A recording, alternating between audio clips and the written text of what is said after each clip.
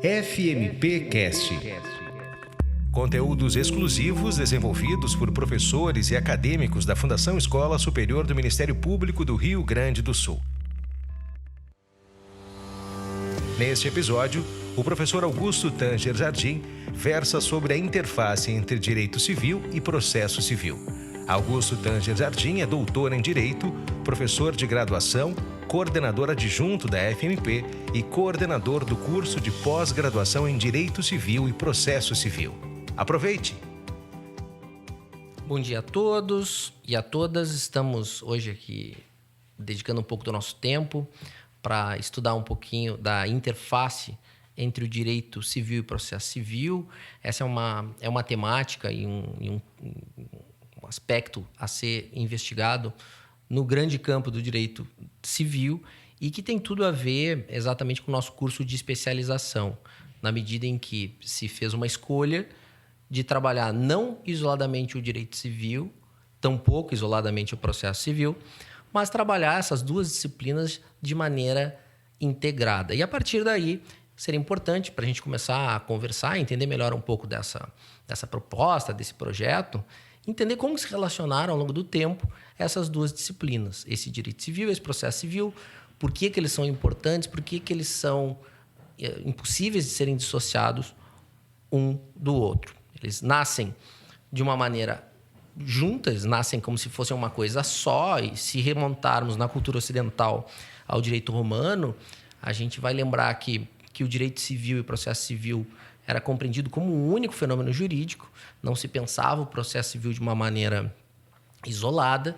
O processo civil era basicamente uma espécie de reação do próprio direito civil, embora essa ideia da inflamação do direito de ação, todo mundo sabe que vem lá da teoria imanentista da ação, mas no processo romano já existiam as axio, que eram uma espécie de direito propriamente dito. Não era compreendido como processo civil a gente vê hoje. A visão que nós temos hoje de um processo civil separado do direito civil e que o nosso curso e o estudo do processo civil contemporâneo procura refletir a respeito do tema, essa ideia do processo civil separado ela vai surgir só no século XIX, meados do século XIX, com um autor muito importante chamado Oscar von Billow, que vai trabalhar, portanto, com a autonomia do processo civil. Até então, a ideia do direito civil e processo civil era compreender esses dois fenômenos jurídicos como uma coisa só, ou, quando muito, o desdobramento de uma em detrimento da outra. Curioso a gente perceber que, se pensarmos na tradição do direito ocidental na qual a gente está inserido, a gente tem muito mais tempo de compreensão do direito civil e processo civil como uma coisa só, ou como desdobramento direto, do que propriamente como coisas autônomas. E, por outro lado, se a gente fizer uma reflexão mesmo contemporânea, a tendência é a gente pensar nessas duas disciplinas de maneira isolada, o que, no nosso sentir, é um equívoco. A gente vai chegar a falar um pouquinho sobre como que essa separação se deu e como que essa reaproximação se concretizou. Bom, estávamos no século XIX com o Billow, que, fruto de uma ideia racionalista de sociedade em geral e do direito em particular, propõe uma distinção entre o direito civil e o direito processual civil. E, como consequência desse fenômeno, o processo civil foi se tornando uma disciplina cada vez mais especializada e cada vez mais independente. Isso acontece muito até no nosso dia a dia. Quando a gente tem a necessidade de se tornar independente, em geral, a gente radicaliza esse tipo de fenômeno. Quando a gente quer independência, a gente busca uma independência plena. A gente não quer nenhum tipo de vínculo com aquilo que nós éramos dependentes anteriormente. E isso aconteceu, em certa medida, nessa relação conturbada entre direito civil e processo civil. Num dado momento foram vistos como uma coisa só, depois passaram a ser vistos como consequência do outro, a tal ponto, no momento histórico, como situei vocês no século XIX, esse processo civil busca sua independência e quer romper qualquer vínculo jurídico como se fosse uma ciência autônoma, abstrata, baseada em preceitos científicos independentes do direito civil. Essa opção metodológica do processo civil ela trouxe diversos resultados positivos, porque, enquanto tal, o direito processual civil ele cresceu muito do ponto de vista científico, seus institutos foram estudados a fundo, surgiram na sequência diversos processualistas que a gente sempre ouviu falar, embora de uma leitura difícil, complicada, geralmente a gente precisa de um apoio de alguém para nos ajudar nessa leitura, nos ajudaram a compreender diversos institutos clássicos do direito processual civil. Foram desenvolvidos temas clássicos da teoria geral do processo, como jurisdição, ação. Na perspectiva italiana, tem os autores tradicionais da corrente italiana, já mais adiante, do Chiovenda, Carnelucci, Calamandrei, mais recentemente. E o Calamandrei aí é importante porque ele vai começar a refletir o processo civil a partir também de um outro fenômeno que surge, que é o fenômeno do constitucionalismo, e que vai, de certa maneira, também aproximar o direito processual civil do direito material. Mas então, vamos contar essa história no seu devido momento. O que acontece? O cientificismo afastou o processo civil do direito chamado material. O direito processual é uma coisa, o direito material é outra, totalmente independente. Essa é uma ficção, é uma abstração típica de um fenômeno contemporâneo em que ele estava inserido. Isso vai trazer como consequência, como disse, o aprofundamento da matéria do direito processual civil, mas, por outro lado, do ponto de vista de eficiência do processo civil, há um descolamento entre a pura técnica, chamada pura técnica processual, e os resultados materiais pretendidos com um processo civil. De um lado, nós temos um processo que, do ponto de vista teórico, é lindo e maravilhoso. Tudo faz sentido, tudo é racional, tudo é perfeito. Mas quando esse processo perfeito vai até o foro, os juízes não estão habilitados a atuar com esse tipo de processo chamado perfeito. Os advogados tampouco, as partes não o entendem. Então há uma dissociação, primeiro, de uma realidade teórica abstrata de uma realidade prática aplicada. Os advogados, os juízes, todo mundo sofreu, em certa medida, com esse processo que tinha um viés muito formalista. E, por outro lado, em termos de resultado, o direito sofreu. Porque quando se coloca o processo como um fim em si mesmo, por vezes o direito material perece. O direito material fica fragilizado. Por vezes se opta por uma decisão de pura técnica processual em detrimento de uma decisão que resolva o caso concreto. E isso é ruim, isso é muito ruim. E quando que isso começou a ser percebido com clareza? Essa ineficiência do processo. Evidentemente que ao longo de toda essa trajetória existiram vozes que denunciavam exatamente em dimensões diferentes, em critérios diferentes, em perspectivas diferentes, mas denunciavam esse cenário de insuficiência do processo civil de pura técnica, falando desse afastamento do resultado esperado. Mas, especialmente pensando na cultura brasileira, esse fenômeno ele começa a receber um viés diferente a partir da metade do século XX, mas se intensifica, em especial, junto aos debates da Constituição Federal contemporânea. E por que não é a partir da Constituição de 88, como a gente costuma imaginar, que as coisas mudaram, como se nada existisse antes e a partir dali tudo passasse a existir? Porque, evidentemente, uma Constituição ela não brota do nada, ela brota de um contexto político e social. Se não houvesse aquela expectativa de mudança social, a Constituição não seria aceita sequer pela sociedade, porque ela é um documento que representa uma transição cultural, para dizer o mínimo, política, com certeza. Daí que, quando se pensa na Constituição de 88, em verdade, aquele contexto, aquele caldo de cultura em que a Constituição foi o resultado, já está estabelecido muito tempo antes. Podemos citar, por exemplo, pré-Constituição de 88, os trabalhos de Galeno Lacerda.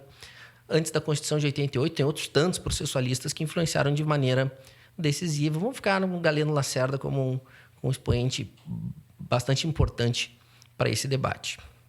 E esse processo civil ele começa a ser percebido não mais a partir de uma finalidade em si mesmo, mas como um instrumento, uma ferramenta de busca e concretização da justiça. O processo ele passa a ser, como disse, um objeto, uma técnica abstrata de solução de conflitos, que formalmente vai levar a um resultado justo porque é uma técnica perfeita, supostamente perfeita, e passa a estar a serviço da prestação da tutela jurisdicional justa, adequada e tempestiva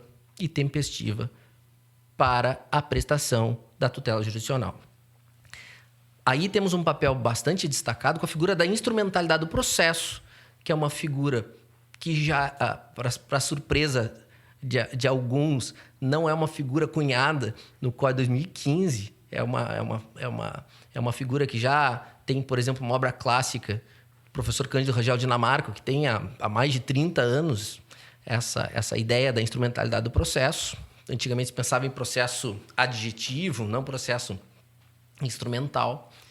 E também outras compreensões, como, por exemplo, Carlos Alberto Alvaro de Oliveira, a partir da ideia do formalismo, ou de um debate a respeito do formalismo processual, buscando a ideia de um formalismo valorativo para o processo. O processo, sim, deve respeitar as formas, essas formas devem respeitar um valor que tem que estar a serviço exatamente de uma boa justiça.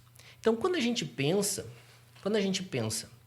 na evolução dessa relação entre direito civil e processo civil, a gente consegue perceber com bastante clareza momentos de aproximação e distanciamento. Começa como uma relação em que ambos eram um só, não existia essa distinção entre direito material e direito processual, em que um é derivação do outro, depois de autonomia independente entre ambos, e por fim, parece que a posição vigente, que faz mais sentido na sociedade contemporânea, é do processo como uma ferramenta de concretização de direitos. E, evidentemente, que estamos falando de processo civil, de direitos civis. Evidentemente que o fato de o processo ter essa característica de instrumento, como uma ferramenta para concretizar esses direitos, não torna ele menos importante. Antes, pelo contrário, não torna ele dependente do direito material. Ele é uma ciência, do ponto de vista científico, autônoma. Uma coisa são os princípios de processo, outra coisa são os princípios do direito material. Uma coisa é adotar uma técnica para resolver conflitos de forma heterocompositiva, por meio de um juiz que atua em nome do Estado. Outra coisa é, afinal de contas, como as pessoas devem se comportar e quais as consequências de determinado comportamento. São coisas absolutamente diferentes. Mas devemos pensar essas duas coisas que são diferentes como parte de algo maior, que é a prestação da tutela jurisdicional numa primeira dimensão e a realização da justiça numa perspectiva mais ampla.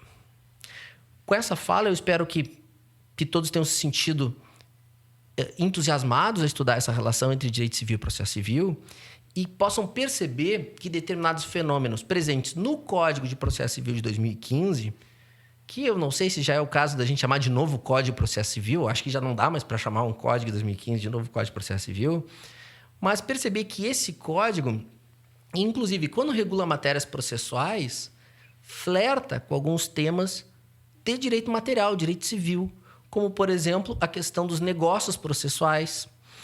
E a gente começa a se perguntar, quem estuda processo, afinal de contas, eu posso estabelecer um contrato sobre determinadas regras processuais? Será que eu posso estabelecer, por exemplo, uma cláusula contratual? Quem é que vai pagar a perícia se esse contrato for descumprido? Quem vai ser o perito? Isso num contrato eu posso estabelecer? Mas não é o juiz quem define quem vai ser o perito. Afinal de contas, como é que funcionam essas relações? Outra, as partes, junto com o juiz, podem definir um calendário para a prestação da tutela jurisdicional, ao invés de trabalhar com aquela ideia tradicional de o juiz cita o réu e depois, a partir daí, as publicações dos atos vão ser feitas por intimações. Será que as partes, junto com o juiz, não podem definir um calendário, inclusive fixando já, desde a propositura, a data da sentença? Desde a propositura não, né? Porque o juiz vai ter que participar dessa negociação. Mas desde o início do processo, já a data da sentença, quando que vai acontecer a audiência, se vai acontecer a audiência. Será que é possível isso?